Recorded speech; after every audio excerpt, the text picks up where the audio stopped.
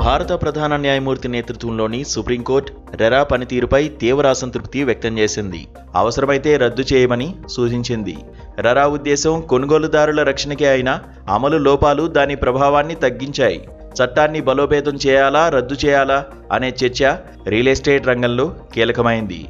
Real estate రంగంపై కీలక వ్యాఖ్యలు చేస్తూ భారత ప్రధాన న్యాయమూర్తి సూర్యకాంత్ నేతృత్వంలోని బెంచ్ రెరా పనితీరుపై తీవ్ర అసంతృప్తి వ్యక్తం చేసింది. ఒక కేసు విచారణ సందర్భంగా రెరా సంస్థను ఎవరి కోసం సృష్టించారో రాష్ట్రాలు ఆలోచించాలి. ఇది డిఫాల్ట్గా బిల్డర్లకే సౌకర్యాలు కల్పిస్తోంది. అవసరమైతే ఈ సంస్థను రద్దు చేయడమే మంచిదని కోర్టు వ్యాఖ్యానించింది. ఈ వ్యాఖ్యలు రియల్ ఎస్టేట్ చట్టం 2016 అమలుపై దేశవ్యాప్తంగా కొత్త చర్చకు దారితీశాయి.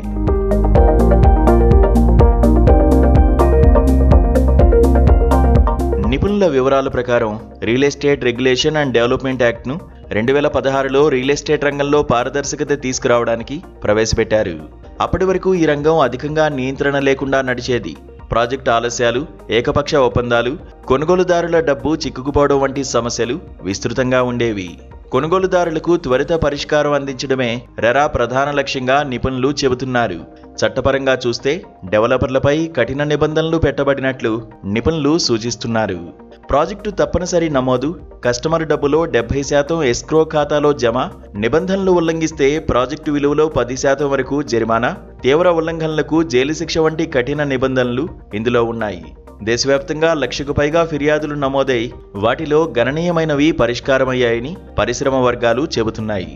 అయితే సమస్య చట్టంలో కాకుండా అమల్లో ఉందని నిపుణులు వాదిస్తున్నారు. రాష్ట్రాల వారీగా అమలు నాణ్యతలో భారీ తేడాలు, అధికారుల ఖాళీలు, ఆర్డర్ల అమలులో ఆలస్యం, దివాలా చట్టంతో ఓవర్లాప్ వంటి అంశాలు రెరా ప్రభావాన్ని తగ్గించాయని వారు పేర్కొంటున్నారు. ముఖ్యంగా రెరాకు స్వయంచాలక రికవరీ అధికారాలు లేకపోవడం ప్రధాన బలహీనతగా భావిస్తున్నారు. రెరా రద్దు పరిష్కారం కాదని, బదులుగా అమలు వ్యవస్థను బలోపేతం చేయాలని పరిశ్రమ నిపుణులు సూచిస్తున్నారు.